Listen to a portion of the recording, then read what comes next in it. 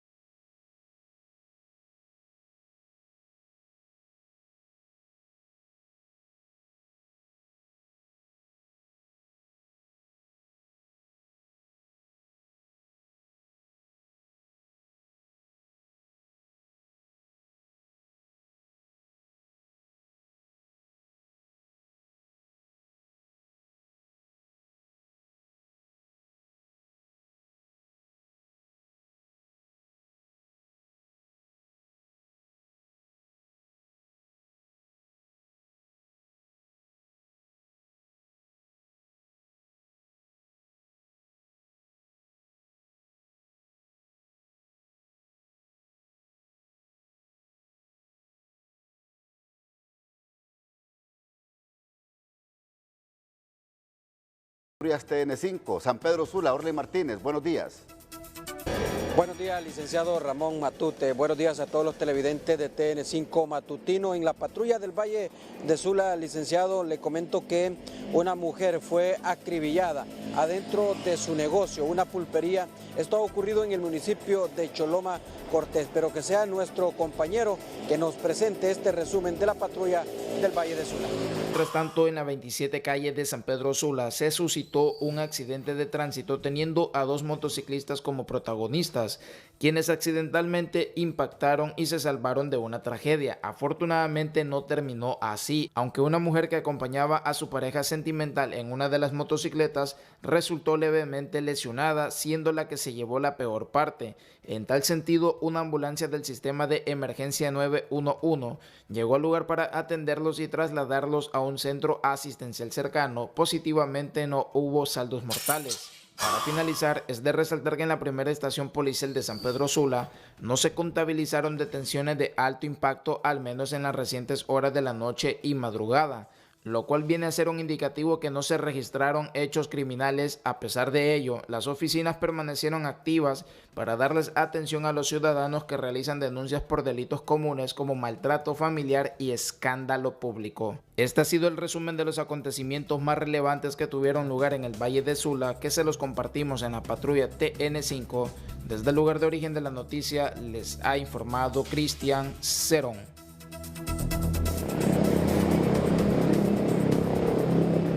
Bien, licenciado, hasta aquí el resumen de la patrulla del Valle de Sula. Usted continúa informando desde Tegucigalpa. Buenos días.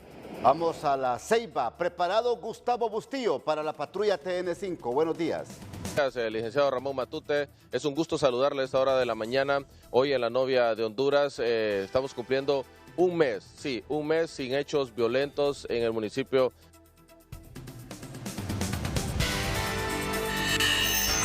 Las autoridades policiales en el municipio de Tocoa, Colón, durante las últimas horas informaron que mediante patrullajes de seguimiento y vigilancia se le dio captura a un presunto distribuidor de drogas, a quien se le encontraron varios envoltorios conteniendo en su interior supuesto polvo blanco cocaína, por lo cual fue puesto ante los entes competentes para su proceso judicial durante la noche de ayer. Y continuando con nuestro recorrido en la patrulla TN5, la Dirección Policial de Investigación desarticuló y arrestó 5 miembros de una estructura criminal, específicamente en el sector de Montecristo, Trujillo, Colón, a quienes se les decomisó una arma de grueso calibre AR-15. A los sospechosos se les investiga de realizar diferentes acciones ilícitas en toda esa zona. Y finalizamos nuestro recorrido en la patrulla TN5 en el municipio de Lanchito Lloro, donde durante la noche de ayer se reportó un accidente de tránsito tipo despiste, y es que un vehículo se salió del pavimento y fue a impactar contra un negocio de comida, dejando daños materiales. De acuerdo a información preliminar, las autoridades de tránsito llegaron hasta el lugar para realizar las investigaciones correspondientes. Hasta aquí la patrulla TN5, que tengan un excelente día. Bien, gracias. Dígame qué terrible eso, se metió de un solo y estaban comprando baleadas los muchachos ahí. Terrible ese accidente, por eso es que hay que andar con mucho cuidado en la noche. Anda mucho loco ahí conduciendo en las noches, ebrios, drogados. Y se enojan cuando hacen operativos los de tránsito en horas de la noche. No, hombre, es que hay que andar en legal y debida forma. Mire, este muchacho en ese carro casi se mete ahí donde están vendiendo baleadas, en ese sector de La Ceiba. Bien, otra noticia lamentable es que aparece encostalado un joven de apenas 17 años. Cuéntenos, Tony Munguía. Saludarle, buenos días a todos los televidentes que se levantan viendo siempre TN5 Matutino. Somos primeros con la noticia. En las últimas horas, aquí mismo en el departamento de Francisco Morazán, en Zambrano, a la altura del peaje, se ha encontrado una persona encostalada. Se trata de un menor de 17 años, escuche muy bien. Ya esto es alarmante porque también el pasado fin de semana se había encontrado a otro joven en el sector de Río Grande, ejecutado. Así que lamentables noticias para los capitalinos, principalmente que viven siempre acechados por el crimen organizado. Veamos a continuación los detalles. Como Jason Flores Nolasco ha sido identificado por sus familiares, la persona que fue encontrada ya sin vida en medio de matorrales y envuelto su cuerpo en un saco rojo el pasado 11 de septiembre en Zambrano, Francisco Morazán. Anoche sus familiares llegaron al Centro Legal de Ciencias Forenses, donde constataron que Nolasco había sido la víctima acechada por el crimen organizado de la zona central de Honduras. Jason era un menor de 17 años, originario de la capital, que días atrás había sido reportado como desaparecido. No dando más detalles, sus familiares trabajan para que el cuerpo sea entregado lo más pronto posible en la morgue del Ministerio Público para darle cristiana sepultura. Aún no se explican cómo el menor pudo haber sido raptado y luego ejecutado de tal forma que los hechores lo envolvieron en este saco rojo. 2 hombres fallecieron este miércoles en un accidente vial en el municipio del Rosario, departamento de Comayagua, zona central de Honduras. El hecho vial sucedió en la carretera CA5 a la altura del sector Pozo Azul. Los fallecidos respondían a los nombres de Alexis Sánchez, un motociclista, y Guadalupe Rodríguez, este último un señor de la tercera edad que iba cruzando la calle como peatón. En este video, aficionados informa que el motociclista atropelló a la persona de la tercera edad.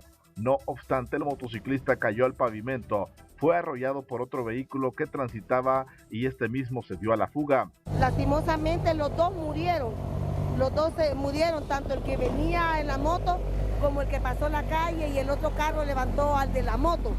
Pero según dicen, no se dio a la fuga. Entonces el señor murió también acá, que es el que está atropellado. Ese fue el que atropellaron al señor. Los cuerpos de Sánchez y Rodríguez aún esta madrugada no habían sido trasladados a la morgue de la capital. Un motociclista en completo y evidente estado de ebriedad ha provocado esta madrugada un accidente vial a la altura de la primera calle Tercera Avenida de Comayagüela, dejando como resultado daños materiales, quedando así también esta persona herida. Las llamadas al 911 no se hicieron esperar, pues el motociclista fue a impactar contra este vehículo tipo Pilot, quedando en el pavimento tirado, siendo atendido por los ciudadanos que iban a bordo del vehículo.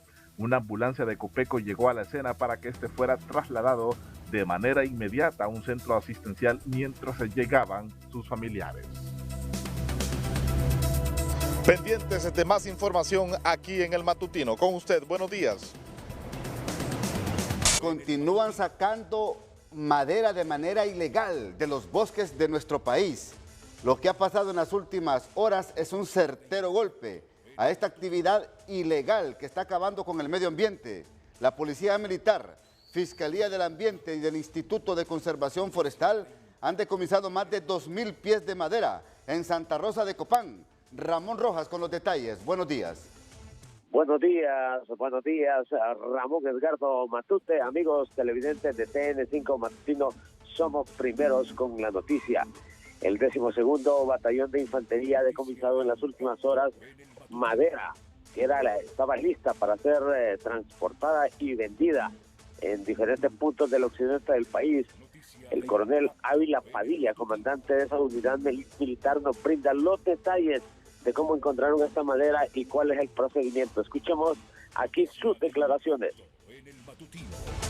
Efectivo militar del 12º Batallón de Infantería en el sector de la aldea El Rodeo, que incluye otras comunidades como Podgueríos, Calzontes, Las Pilas, entre otras. Nos encontramos haciendo un patrullaje cuando detectamos una importante cantidad de madera en medio de una milpa, de un sembradío de maíz, por lo que procedimos a establecer los procedimientos establecidos, que son llamar al ICF y a la Fiscalía del Ambiente, los cuales se personaron en el término de la distancia, muy efectiva la coordinación que se realizó, asimismo con la Policía Militar del Orden Público, y procedimos a hacer el levantamiento con la respectiva acta, con todos los procedimientos legales establecidos en este tipo de casos. Se decomisaron un total de 139 piezas, que hacen un total de casi los 1000 pies de madera, con un valor aproximado de 35.000 lempiras. Estas acciones son importantes debido a que son disuasivas. Al momento que traíamos la madera, pues los pobladores estaban viendo la madera decomisada, la acción, y eso pues de alguna forma disuade. Sabemos que no son los pobladores del lugar, ya que pues no hubo ninguna acción negativa de parte de ellos. Son otras personas que se van a depredar el bosque de estas comunidades. El coronel Ávila Padilla, comandante del 12º Batallón de Infantería de Santa Rosa de Copán, hablando sobre estos casi 2000 pies tablares que han decomisado de madera en el sector de la comunidad de El Rodeo, Santa Rosa de Copán, en donde es habitual prácticamente que todos los días salga madera ante la vista y paciencia de las autoridades correspondientes. Con este informe, Ramón Edgardo Matute, amigos televidentes de TN5 Matutino, yo retorno con usted a la capital de la República. Buenos días. Noticia de impacto en el matutino. Gracias a Ramón Rojas. Mientras tanto, don César Quintanilla nos pone al tanto de las condiciones del tiempo para las próximas horas en el territorio nacional.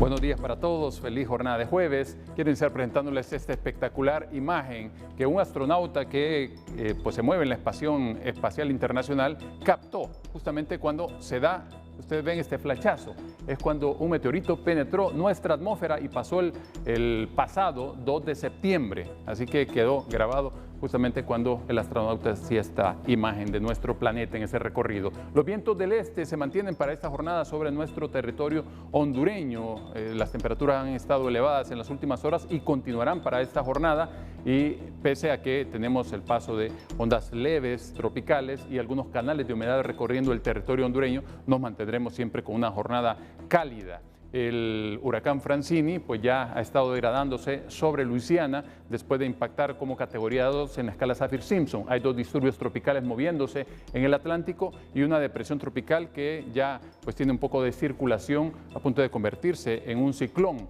mientras observamos cómo pues avanzará la humedad del este hacia el territorio centroamericano, pero no será nada más en la porción suroccidental, en donde se pueden registrar algunos chubascos hacia el final de la tarde o en horas de la noche, y alcanzando algunos puntos del departamento de Cortés y Santa Bárbara hacia horas finales del día, es decir, en horas de la noche. Pero los acumulados no son tan altos. Santa Rosa de Copán acercándose a los 10, 15, y en la parte sur del país específicamente, pues los acumulados un poquito más elevados. Y lo que estamos viendo es lo que les hablaba, el viento que llega del este, muy cálido para esta jornada, mientras los volúmenes en Choluteca, Namasihue, el Corpus, por encima de los 20 milímetros en los acumulados que van progresando en el transcurso de la jornada, y las temperaturas pues 32 en la costa, pero en el Valle de Sula 35, en la costa sur 34, entre 29 y 32 aquí en el centro, entre 25 y 34 en la zona occidental, y esperando máximas de 32 en toda la porción oriental de nuestro país, con un oleaje que se mantiene picado al norte de Colón y gracias a Dios 2 metros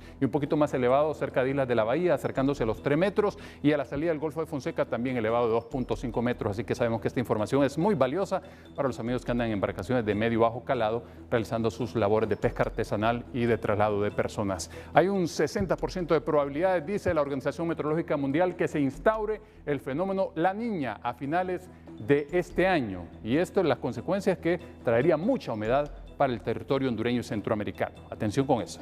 Cuídense mucho, siempre les queremos como televidentes y no como noticia. Que la pasen bien.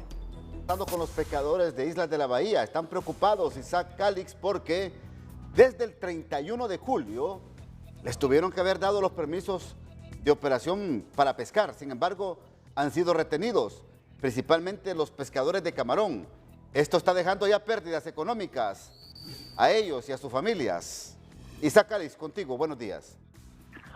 Buenos días, Ramón Edgardo Matute, televidentes de TN5 Matutino. Efectivamente, desde el 31 de julio debieron haber otorgado los permisos para el zarpe a la industria de la pesca de camarón. Sin embargo, ya han pasado prácticamente agosto, estamos en el mes de septiembre y todavía no hay razón por parte del gobierno por qué no se han otorgado estos permisos para el zarpe de la pesca de la industria de camarón. La doctora Mireya Guillén, quien es la diputada suplente por el departamento de Islas de la Bahía, muestra su preocupación y pide al gobierno, pues, ¿por qué no se han dado estos permisos, Ramón, desde el 31 de julio? Escuchemos a la doctora Mireya Guillén, quien es la diputada del departamento de Islas de la Bahía. Buenas tardes, pueblo hondureño en general, pueblo isleño. Estamos aquí sumamente muy preocupados por la situación que estamos viviendo en Islas de la Bahía. Los botes camaroneros tuvieron que haber salido desde el 31 de julio y hasta los momentos no hemos tenido respuesta de los permisos para que ellos puedan iniciar sus labores.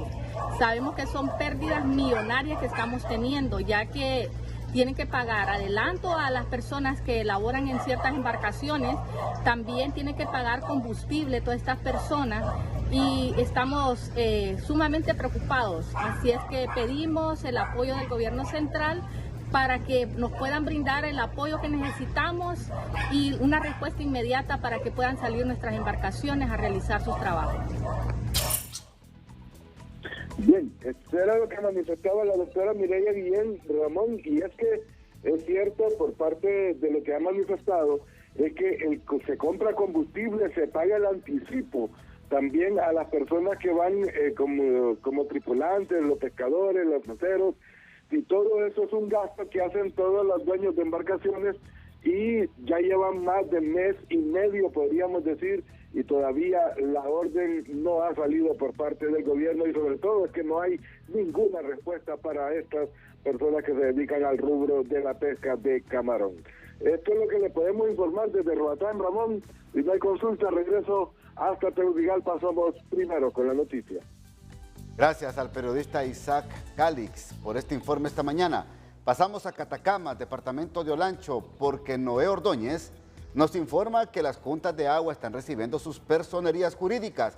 Esto para garantizar el abastecimiento del servicio del vital líquido en estas zonas del país. Vamos con usted, buenos días. Buenos días, licenciado Ramón Matute. Buenos días a los televidentes de TN5 Matutino. Hablamos con Reina García y habla sobre el apoyo que le están brindando a las juntas de agua en Catacamas. Esto para que sepan cuáles son sus obligaciones. Aquí, con los detalles. Muchos de ellos desconocen que es una obligación, por ejemplo, que tienen que tener una personalidad jurídica para poder tener derecho a que la municipalidad les apoye en el financiamiento de obras. Muchas juntas a veces vienen a reclamar que la municipalidad les tiene que apoyar y la municipalidad puede apoyar siempre y cuando las juntas estén legalizadas con su personalidad jurídica. Otro detalle también es que las juntas deben tener la cuenta bancaria a nombre de la junta directiva, no a nombre de una persona XY, miembro de la junta directiva. También otros aspectos, por ejemplo, que es una obligación que el agua tiene que desinfectarse. A veces las comunidades consideran que porque es agua subterránea, el agua viene con buena calidad, no está contaminada y no es así, ¿verdad? El agua tiene obligatoriamente que clorarse para reunir las condiciones de calidad. Tenemos una norma técnica de calidad que muchas juntas las desconocen.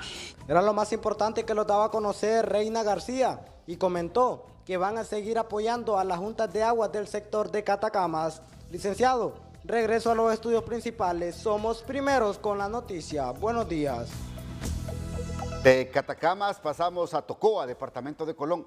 Mire qué noticia más importante esta. Importante porque se trata de una hondureña, de Andrea Molina. Ella es hondureña que cursa la carrera de biología en reconocida Universidad de Georgia, Estados Unidos. Y por tener un alto índice académico, ha sido admitida en esta Universidad del extranjero. Héctor Madrid, buenos días. La noticia positiva es presentada por Cooperativa Chorotega. Con su crédito vivienda te permite hacer realidad el sueño de tener tu casa propia. Cooperativa Chorotega, creyendo juntos. Gracias en el estudio de TN5 Matutino. Mira, estoy acá en el estado de Georgia, aquí en la Universidad de Mercy, porque quiero que conozcamos la historia de Andrea Molina, una joven hondureña que está estudiando en esta prestigiosa universidad. Escuchemos.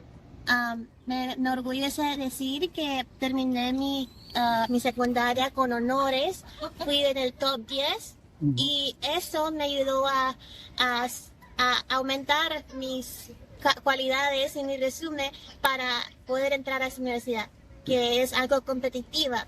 No todos aceptan a esta universidad. Sí. Ahorita estoy estudiando biología. Me especializo en biología y en una carrera de medicina. Es una universidad muy grande en investigación, literatura, artes y ciencias, mayormente ciencias, especialmente en medicina. Y es bien cansado, pero va a valer la pena al final, porque todo va a una meta, a un sueño que he tenido desde 7 años, que quiero ser doctora. Sí. Específicamente quiero aprender más sobre las células en los humanos. Sí. Quiero especializarme en eso de microscópicos, poder investigar y analizar células y también enfermedades y también cómo evolucionan alrededor del tiempo, cómo uno puede evitar esas enfermedades y qué puedo hacer para inventar alguna medicina para que algunas enfermedades sean menos comunes. Entonces Andrea Molina nos va a explicar qué es lo que ellos hacen para parte del primer ingreso de Andrea. Para todo ese primer año, nosotros nos dicen que caminemos por ese pasillo y vengamos aquí y le demos una pegadita a la cabeza de Jesse Mercer, el fundador de la universidad. Y eso nos significa una buena fortuna para el resto del año escolar. Bien, gracias Andrea. Bueno, yo, amigo, en TN5 también voy a tratar de hacer esto. Tratar de pasar un poquito la inteligencia también, a futuro. Estoy de contacto, vamos con ustedes al estudio de TN5 Matutino porque somos primeros. Prácticamente está a la deriva, sin un director que coordine el mecanismo de protección a defensores de derechos humanos, periodistas, abogados, defensores del medio ambiente en el país. No se están implementando las medidas en estos momentos. Los recursos de impugnación de medidas cuando los beneficiarios están en desacuerdo tienen más de un año que no se resuelven. Sigue la tardanza en las reevaluaciones de riesgo para periodistas, abogados y defensores de derechos humanos en Honduras. Este otro elemento, la Policía Nacional se resiste en proteger a periodistas que tienen medidas de protección a través de este mecanismo. Licenciada Dina Mesa, directora de la Asociación por la Democracia y los Derechos en Honduras, ¿están así la situación? ¿La policía no le quiere dar seguridad a los periodistas que están bajo este mecanismo de protección? Buenos días. Muy buenos días, Ramón. Muchas gracias por el espacio. Pues aunque parezca paradójico y que es una institución que debe proteger a periodistas, defensores de derechos humanos y operadores de justicia, implementando las medidas de protección que ya señala y ordena el Comité Técnico del Mecanismo de Protección, que es la autoridad que está autorizando las medidas de protección, no lo está haciendo. Y le puedo decir que hay un caso, bueno, hay varios, pero voy a señalar uno. Hay un caso en la ciudad de Marsala, donde hay una periodista en grave riesgo y sencillamente la policía le dice que no le va a implementar medidas. Y el otro día puso en altavoz a la jefa departamental de la policía de La Paz y le dijo que ella no estaba perdiendo el tiempo para estar en esas cosas, cosas de medidas, que no tenía tiempo para estarla escuchando. Y me lo puso en altavoz y yo lo escuché. Entonces hemos hablado, la vez pasada tenía también un acompañamiento que tenían que darle y no se lo querían dar. Tuve que hablar con el comisionado Cruz Mendoza, que es el jefe de ahí del Departamento de Derechos Humanos de la Policía, para que apoyara en que sus subalternos pudieran cumplir con este mandato, que deben hacerlo sin necesidad de que tenga que uno ir a las altas esferas, ¿no? Entonces, así está sucediendo, Ramón. Hay un montón de falencias, desafortunadamente, que no se están cumpliendo, y la gravedad que está sucediendo en este momento es que le pusieron una piedra tan grande en las espaldas al director por ley del Mecanismo Nacional de Protección, cuando es un muchacho que le falta bastante experiencia para que pueda llevar a cabo esta actividad, y lo grave es que el Consejo Nacional de Protección, que es la entidad máxima, que es el asesor del Mecanismo Nacional de Protección y que debe estar vigilante en que se cumplan todas las medidas y toda la ley de protección, no ha procedido a hacer un proceso de selección del nuevo director o directora que sea una persona idónea para que llegue a cargo este puesto. Entonces está con un director por ley que, para empezar, es un muchacho que viene saliendo de la universidad y que tiene esa gran responsabilidad, no tiene experiencia en lo que es protección, y entonces estamos muy mal en eso. Solo para señalar algunas acciones que se han hecho y otras que tienen tintes políticos, de persecución política. Tenemos un defensor y un periodista que no se les ha dado las medidas idóneas, no se les quiere dar patrullaje, no se les quiere ir a solventar situaciones de inseguridad. Me refiero al caso del periodista Carlos Panameño y su esposa, que ambos son comunicadores sociales, que tienen medidas de protección, y cuando llaman a la policía no quieren darle las medidas, al igual que Jorge Jiménez de Joprove, que tiene una campaña de desprestigio, ¿verdad?, desde la propia policía, que nos hemos dado cuenta que ha enviado la policía a la ministra de Derechos Humanos que le quite las medidas de protección, cuando no es la instancia que debería hacerlo, ni tampoco la policía tiene la potestad de quitar medidas. Es una medida cautelar de Jorge Jiménez, que tiene de la Comisión Interamericana de Derechos Humanos. Entonces, todas las situaciones gravísimas están pasando, Ramón, y entonces estamos en una completa indefensión las personas que queremos acudir a esa instancia que la hemos creado desde sociedad civil y no en una dádiva de ningún gobierno. Es decir, es un fracaso realmente este mecanismo de protección, por un lado, y por otro lado, estamos hablando de al menos 3, 4 periodistas que no reciben ningún tipo de protección de la policía hasta esta hora. Es correcto, y eso los pone en un mayor riesgo. El otro día, el periodista Carlos Panameño estaba rodeado por activistas de colectivos de Libres que le taparon la pasada de su casa, que tuvo que desplazarse de ahí, y andaba dejando a adultos mayores que tienen en esa casa comida y medicina, y uno de los colectivos de Libre llegó, le tapó la entrada de su vehículo y llamó a la policía y no le dieron ninguna protección. Ok, ahora Dina, este caso de Marcala sí también yo lo conozco. Yo sé que es una periodista, hija de un reconocido comunicador social de Marcala en el departamento de La Paz, y que ha tenido esta situación muy compleja. Pero aparte de periodistas, hay abogados en esta misma situación, hay defensores de derechos humanos en esta misma situación de indefensión en estos momentos en cuanto a las constantes amenazas que están recibiendo de algún sector. Es correcto, incluso hay una fiscal que se le ha suspendido todas las medidas de protección, no se le han reconocido los recursos que ha presentado ante el Ministerio Público, ante la protección a testigos, le han bateado todo. Ese recurso que ha presentado de apelación ante el Ministerio Público no le ha funcionado, y a nosotros nos han bateado también como representantes, tanto a Joprove como a Sopodeu, donde ha denunciado estas irregularidades.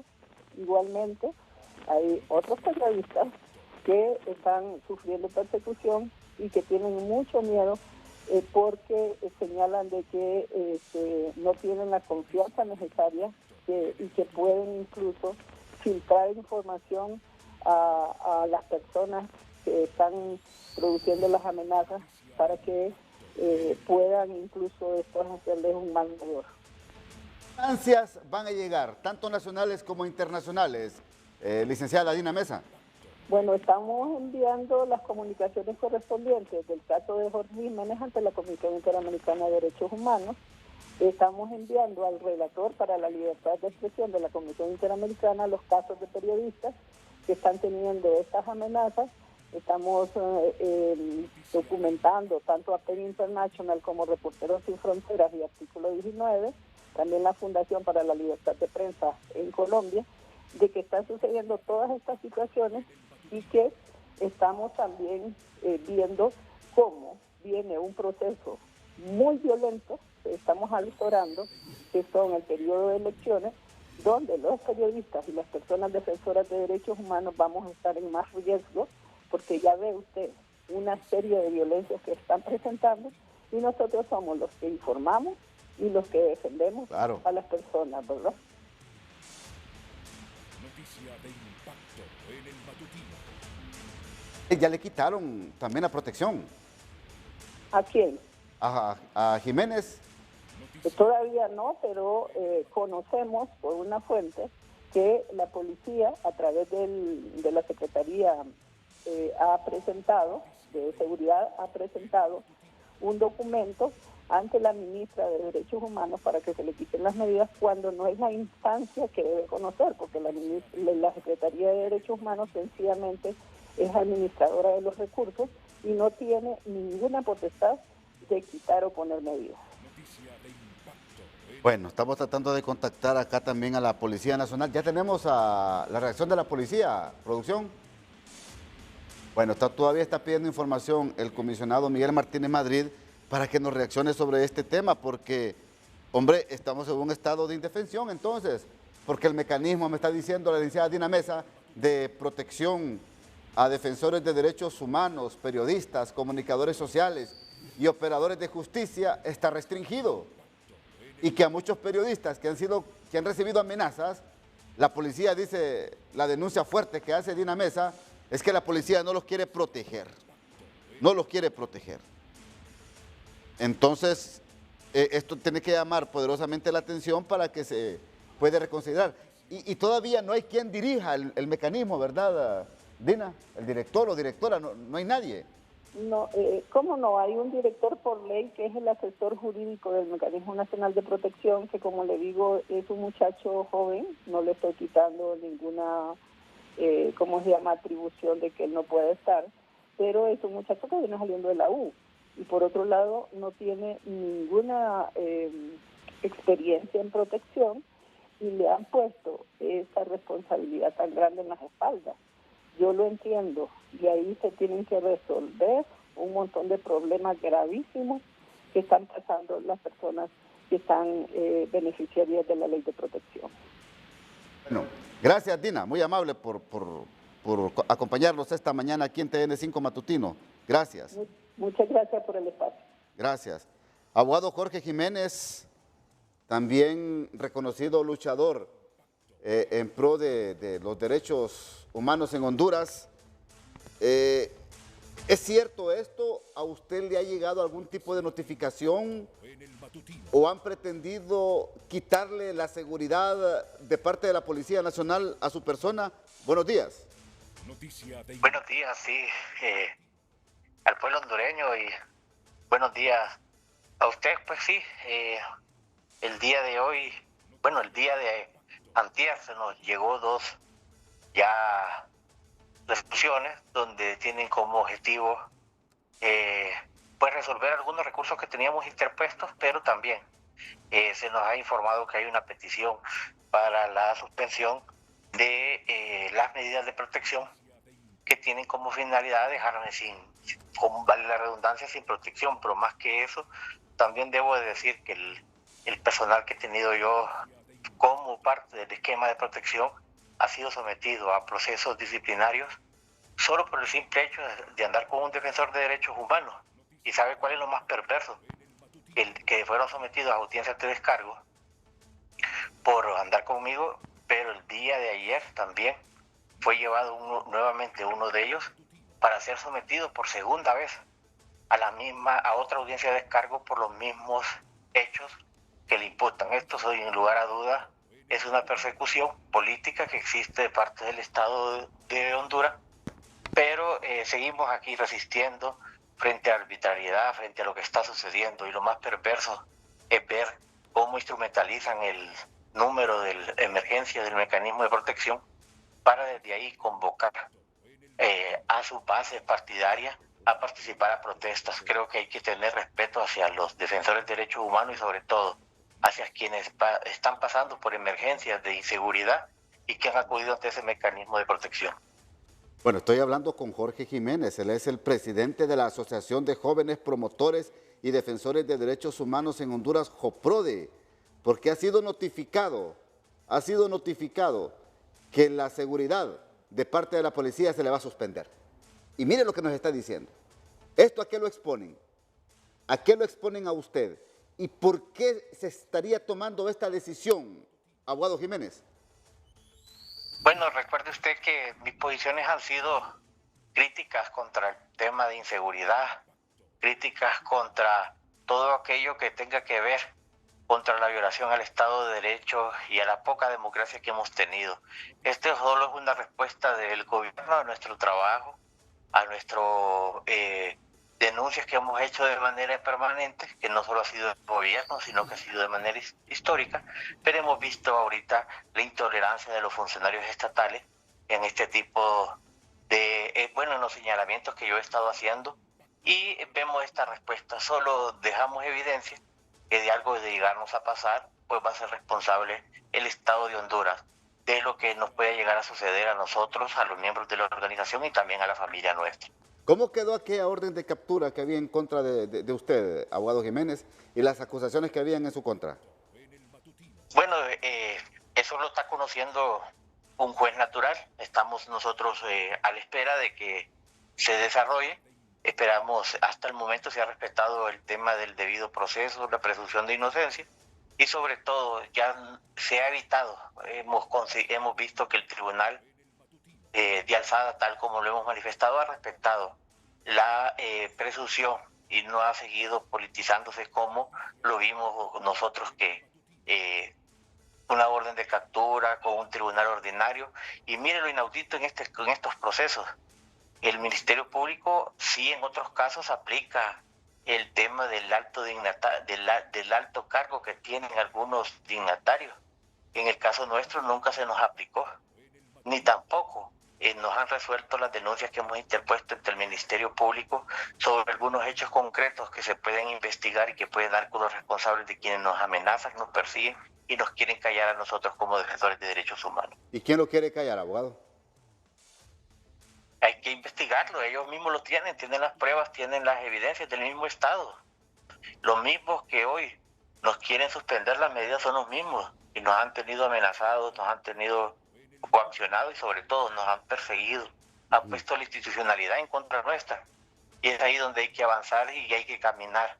Pero sobre todo creo que debemos de dejar el miedo y seguir denunciando lo que está pasando en nuestro país y lo que está sucediendo, un mecanismo que ha sido desarticulado y sobre todo que ahora lo utilizan como un instrumento político para convocar a sus activistas y sobre todo también para que desde un número de emergencia se promueva lo que es una participación a una protesta el día sábado. Entonces, ¿qué pide usted formalmente a la Secretaría de Seguridad? Bueno, no es tanto a la Secretaría de Seguridad, es al mecanismo de protección, al Consejo de Protección, es que se respete las medidas de cautelares otorgadas por la Comisión Interamericana y sobre todo que se respete lo que es nuestro trabajo como defensores y defensoras de derechos humanos. A la Secretaría de Seguridad, pues, no tengo nada que decirle, más que deben de seguir trabajando para el tema de la reducción de la violencia en nuestro país. Bueno, gracias, abogado Jiménez, muy amable, muy amable, muy amable. Comisionado General de la Policía, Director Nacional de la Policía Nacional, Comisionado General Juan Manuel Aguilar Godoy, gracias por atendernos en TN5 Matutino esta mañana. Ha escuchado atentamente la denuncia que ha hecho la licenciada Dina Mesa en el sentido que la Policía Nacional no quiere proteger a periodistas que están con algún tipo de amenaza en el país. Y ha dicho también el abogado Jiménez, que usted ya lo escuchó atentamente, que es el director de una organización defensora de derechos humanos en Honduras, de que le mandaron notificación diciéndoles que se les va a suspender la seguridad de parte de la Policía Nacional. Sus consideraciones, comisionado general, buenos días. Buenos días a todos los televidentes y a su persona en particular. Mire, yo voy a ser un poco realista. Sí. La problemática es que nosotros tenemos como 4 o 5 normativas que nos establece cuál es el procedimiento a seguir. Puede existir alguna problemática contra alguno de los señores defensoras o señoras defensoras de derechos humanos, pero ellos no siguen el procedimiento debido. Hay un procedimiento que la ley establece para poderles dar una medida de protección. Y aparte de eso, que hay medidas de protección, hay principios en estas normas, dentro de ellos un principio que se llama concurrencia. En ese principio de concurrencia yo les puedo dar seguridad de acuerdo a la disponibilidad que yo tengo. Pero imagínense, en un lugar remoto de Honduras solo tengo 2 policías y un periodista le asigna medidas de seguridad. Tengo 4 policías en un departamento, en una unidad municipal. Le asignan una medida de seguridad. Tengo que quitarlo esos 4 policías para dárselos a ellos. Entonces, en atención al principio de concurrencia, yo les digo que no lo puedo hacer. Yo tengo un déficit de más o menos mínimo 12.000 policías y máximo de 20.000 policías. Entonces, tengo que ir a las unidades policiales que no son los policías asignados para ese tipo de función, sino que son los policías de protección, que ellos están especializados en cursos de protección de dignatario, valga la redundancia, y que son los que tienen los conocimientos básicos para dar este tipo de protección. Entonces no puedo estar sacando de la policía preventiva para estarlos dando y dejo solo a una comunidad. Se me aumentan los homicidios, se me aumenta un montón de incidencia criminal.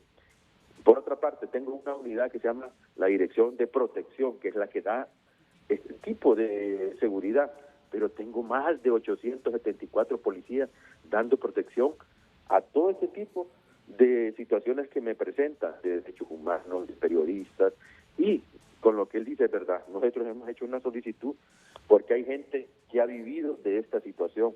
Hay personas que han tenido más de 15 años, hay gente que ha tenido más de 20 años teniendo 2 policías, y la ley establece claramente que tiene que hacerse cada 6 meses un estudio de análisis de riesgo, y nunca se les había hecho.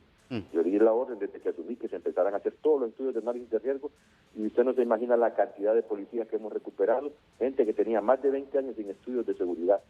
En cuanto al señor Jiménez, creo que ese es el apellido, no recuerdo el nombre. Abogado Jorge Jiménez.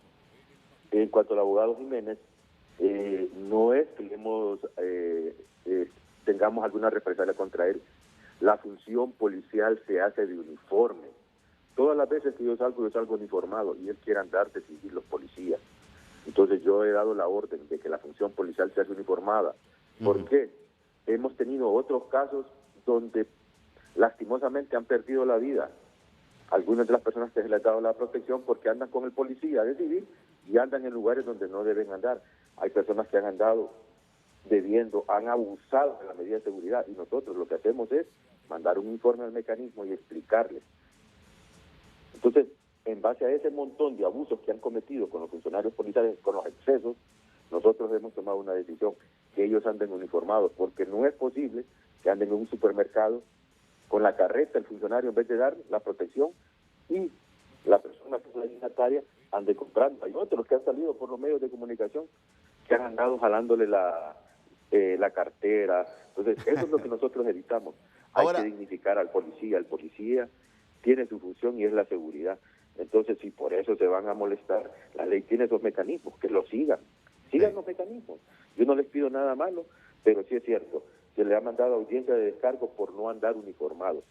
El jefe de los policías, aunque los tenga asignados, él es la autoridad policial, y si le dice que la función se desarrolla con uniforme, usted reconoce al policía por el uniforme. Y hemos tenido casos en que se molestan porque van a actividades políticas, van a protestas, van a toma de instalaciones y quieren llevar a los policías uniformados. Entonces no, eso no es congruente con la función policial. Y qué bueno que nos dice esta mañana esto, porque hay políticos y hay funcionarios públicos que abusan de los elementos de la policía, comisionado Aguilar Godoy. Y yo creo que hay que poner ya un alto a estos abusos, porque uno se fija, pues, uno anda en la calle y uno mira cuando los funcionarios de alto calado andan para arriba y para abajo con alta seguridad. Y como usted dice también, metidos en mitines políticos y eso no ayuda en nada. Pero qué bueno que están tomando estas medidas, hombre, porque esto le garantiza a la policía también honestidad en el trabajo. Comisionado. Sí, recuerde que no solo la Policía Nacional da seguridad, hay otras instituciones que dan seguridad. Por ejemplo, y se lo voy a explicar. Sí. La Corte Suprema de Justicia tiene su propio reglamento para sus funcionarios. La Corte nos pide a nosotros a cada rato que le demos apoyo con jueces y todo, pero no tenemos la capacidad y le decimos que ellos tienen una unidad. El Ministerio Público también tiene una unidad. Las Fuerzas Armadas le dan seguridad a sus propios funcionarios. La Guardia de Honor le da seguridad a los presidentes y expresidentes y los funcionarios. Sí. Si nosotros diéramos seguridad a todo este ítem de personas, y se lo digo con todo el respeto del mundo, de los 21.500 policías que yo tengo, yo me quedaría con unos 10.000 policías para darle seguridad a 10 millones de hondureños. Entonces, ayúdenme a sopesar. O le doy seguridad a los 10 millones de hondureños, o le doy seguridad a todas estas personas que están pidiendo protección. No tengo la capacidad. Yo me debo al pueblo. Y entonces, cuando yo miro este tipo de abusos, de que vienen, van a tomar, van a mítines, van a protestas públicas y quieren andar con el policía para arriba y para abajo, y el policía tiene que andar uniformado. Entonces ahí representa peligro para el policía, y yo mando al mecanismo de protección una nota de protesta en la cual digo, y ahí establece la misma normativa, que esas son de las causales en las cuales yo puedo solicitar el retiro del funcionario policial. Y es cierto, yo ordené que los policías anduvieran uniformados. ¿Por qué? Porque estoy cansado de los abusos que dan un montón de personas que procuran su propia defensa a través de la utilización de funcionarios policiales de civil. Imagínense cuánto gana un policía, 25.000 lempiras. Pongamos un número exacto, 20 por 10, por 12 meses, estamos hablando de 140.000 lempiras más los 3 sueldos más, estamos hablando de un aproximado de más de 1 millón de lempiras, y andan 4 funcionarios policiales. Terrible, sí. Al año. Y eso lo pierde la policía. En vez de darle seguridad al pueblo, le estamos dando seguridad a personas que tienen 5, 6, 7, 8 funcionarios policiales. Perfecto. Gracias, comisionado general, director de la Policía Nacional, Juan Manuel Aguilar Godoy, muy amable por atendernos aquí en el matutino esta mañana. Las discrepancias que ya se comienzan a ver entre los consejeros del Consejo Nacional Electoral nos permiten hacer una lectura de las complejidades para los procesos electorales del 2025, es el planteamiento que hace TN5 Matutino esta mañana y la interrogante que le hace a sus invitados. Doctor Omar García, buenos días. Para todos, sin lugar a dudas, este momento que se está viviendo en la vida del Consejo Nacional Electoral, y yo puedo opinar como ex candidato para ser concejal en las anteriores elecciones, puedo decir de que no estamos yendo por un buen camino. En primer lugar, los 3 partidos empobrecedores, Liberal, Nacional y Libre, de la República de Honduras, se creen los dueños de la democracia en el país, y vemos cómo ellos se distribuyeron mediante un pacto en marzo, no solamente el Consejo Nacional Electoral, sino que el Registro Nacional de las Personas, el Ministerio Público, Procuraduría General de la República, la Unidad de Política Limpia, el Consejo Nacional Electoral, también el Tribunal Supremo Electoral. Y esos fueron acuerdos que se dieron entre los 3 partidos empobrecedores, Partido Nacional, Partido Liberal y Partido Libre. Y hoy, en ese sentido, podemos decir que esta nefasta construcción de apropiarse de la democracia del país nos está llevando hacia esto. Se les ha dado 1.500 millones de lempiras, 7 millones más, 7 millones menos, en donde estos 3 partidos simplemente han dejado de construir escuelas y centros de salud y carreteras para poder manejar una situación de las elecciones donde podríamos entrar a una democracia fallida, en vista de que ellos mismos no confían en la parte pristina de quién debería de estar al frente y vemos esa lucha. Hay un irrespeto para el Consejo Nacional Electoral desde hace varios meses. Empezó el partido de oficialista a tener candidatos, reuniones, después vino el otro partido y después vino el tercer partido y todos empezaron a hacer reuniones políticas y presentando candidatos sin que se haya dado la autorización por parte del Consejo Nacional Electoral de esperar hasta septiembre. Y esa es una falta de respeto por parte de estos tres partidos que lo único que se han dedicado simplemente es a llevarnos de crisis en crisis para estar empobreciendo la República de Honduras y donde la democracia debe de tener un fin especial, es menos pobres y ser creíble. El problema es que actualmente Honduras tiene más pobres y tenemos un arrastre de varias acusaciones de fraude que se dan adentro de estas zonas y también en los momentos de votación y en el cual tendríamos que poner en precario más bien ver el análisis exterior. Los políticos creen que deben de manejar lo que es el Consejo Nacional Electoral a su dirección y esa es una de las deficiencias que tiene el Consejo Nacional Electoral, que precisamente está siendo manejado por el Congreso Nacional y donde líderes de los partidos, porque lo que sucedió en marzo no fue un acuerdo entre diputados. Ellos no podemos aspirar que tengan suficientes capacidades de autoridad moral y técnica para haber logrado ese acuerdo. Ese acuerdo se llevó entre los representantes de las 43 familias que manejan el Partido Nacional, el Partido Liberal y Partido Libre. Pueblo hondureño, abran los ojos.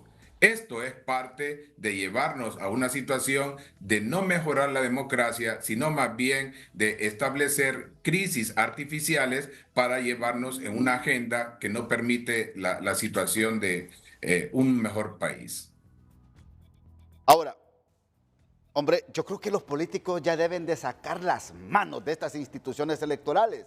Ese es un sueño que tenemos los hondureños y que a veces creo que soñamos despiertos. Pero que ya quiten las manos. El artículo 55 constitucional y el 13, creo, de la ley electoral, ya le da potestad a los tres consejeros que escojan quién va a dirigir la presidencia y que se respete el rol que se va a establecer. Pero que no vengan desde el Ejecutivo ni que vengan desde el Legislativo a pretender imponer. Doctor Omar García, un minuto, por favor. No, es que estamos ante un atropello de la democracia y la figura republicana. Sí. Esto está incorrecto. El Consejo Nacional Electoral, de acuerdo a lo que es el marco jurídico regulatorio que tiene, debe de ser autónomo en sus decisiones y aquí tenemos que confiar. Pero si los partidos que nos han metido en crisis y los que nos han empobrecido no creen en quienes deberían de estar al frente, hombre, estamos amolados y no digamos los demás partidos. Yo como socialdemócrata puedo decir que esto está incorrecto y lo que estamos viendo es una lucha de puestos de partidos que quieren distribuirse ese pastel pero sacrificando la democracia y eso no es correcto. Gracias, doctor Omar García, muy amable por atendernos. Vamos con más reacciones. En San Pedro Sula, Orly Martínez, con usted.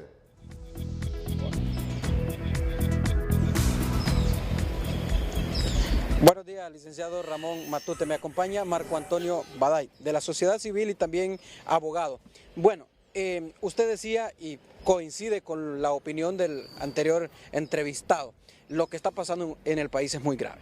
Así es, buenos días al estudio, buenos días al pueblo hondureño. Bueno, ya estamos entrando en un proceso electoral donde ya se ha oficializado la convocatoria de elecciones primarias y vemos que todavía existe polarización y que todavía hay fuerzas políticas que están queriendo interferir en la toma de decisiones de los concejales electos para dirigir pues por los próximos años el Consejo Nacional Electoral. Ya vemos que hay manipulación y hay también intenciones de controlar por diferentes partidos el Consejo Nacional Electoral durante el periodo 2024 al 2025 y del 25 al 2026, en los cuales se llevará a cabo las elecciones primarias y posteriormente las generales. Ese sentido obviamente le tiene que preocupar y alertar al pueblo hondureño porque estamos viendo que la democracia está siendo repartida solamente en 3 fuerzas políticas y el resto de los demás partidos están siendo vulnerados también en su derecho para poder tomar decisiones en cuanto a las elecciones internas y a las elecciones elecciones generales del país. Eso deja en evidencia que difícilmente las condiciones políticas y económicas del país vayan a cambiar, porque están siendo controladas únicamente por 3 fuerzas partidarias, cuando la democracia de Honduras ha hecho que se creen nuevas instituciones políticas. Entonces, ¿la presidencia cómo debe quedar? Bueno, la presidencia debería pues definirse en una asamblea del Consejo Nacional Electoral. Sin embargo, también puede existir un modelo que le pueda traer tranquilidad y transparencia al pueblo hondureño, que puede ser un sorteo, ¿verdad?, en el cual pues cada uno de ellos pueda ganar ese concurso, porque hay que reconocer que no es saludable que el partido de gobierno pues también controle el gobierno de la República como el Consejo Nacional Electoral. Bueno, muchísimas gracias. Abogado Marco Antonio Baday. Licenciado Ramón Matute, lo que puedo informar a esta hora, vuelvo a estudios principales. Isaac Sandoval con el mismo tema. Vamos con usted.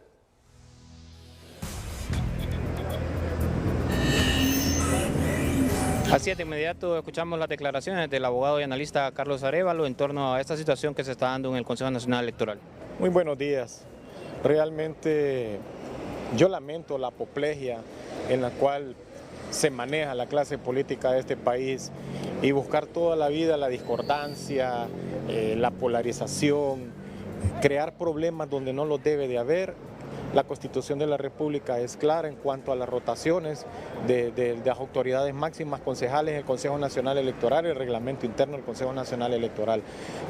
Pero claro, la misma desconfianza entre uno y otro político, porque se conocen los unos a los otros y por malas prácticas en elecciones primarias y en elecciones generales, megafraudes y estafas de voluntades en la ciudadanía hondureña. Estamos viendo los resultados ahora, donde se dice pues que hay arreglos, que no hay arreglos. Eso quien lo decide no es el Poder Ejecutivo, no es el Legislativo, no es la Corte Suprema de Justicia, son los 3 concejales nominados al Consejo Nacional Electoral quienes deciden quién preside por un año y cuál va a ser el orden de la rotación.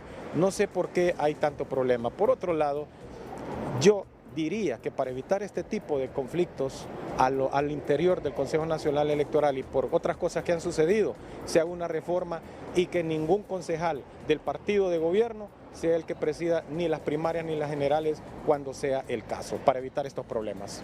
Muchísimas gracias al abogado Carlos Arévalo. Licenciado Ramón Matute, retorno con usted a los estudios. La noticia económica es presentada por Banco Azteca. Ahorra en tu cuenta Guardadito e Inversión Azteca Creciente y arma tu set de sartenes Bugatti. Banco Azteca. Sueñas, decides, logras. Gracias, qué gusto saludarles. Y me acompaña don Eliseo Castro, empresario de nuestro país, para consultarle precisamente cómo se encuentra la economía y el comercio, pues frente a pocos días, pocas semanas también de la Navidad. Bueno, pienso primero que si hay un sector perseverante en los segmentos de la población hondureña son los emprendedores a través de la micro, pequeña, mediana e incluida la gran empresa. Seguimos hacia adelante tratando de generar empleo, tratando de contribuir tanto con la ciudadanía como con el país mismo a través de un campo tan importante como es la economía, y damos fe de que Comayagüela, por ejemplo, que es el polo de desarrollo de mayor importancia que ha surgido durante los últimos años acá en la capital, pues tiene esa abierta oferta, demanda, novedad en sus productos y buenos precios, máxima ahorita que ya comienzan a aproximarse meses importantes del año, como es la próxima Navidad, y que desde mucho antes los comerciantes se están preparando para contribuir con la generación de empleo y seguir generando también riqueza para el país a través del pago de los impuestos. Muchísimas gracias, San Eliseo Castro. Con ese contacto retorno con ustedes a Estudios Principales. Asemi, hasta aquí el matutino. Que pasen todos un feliz día.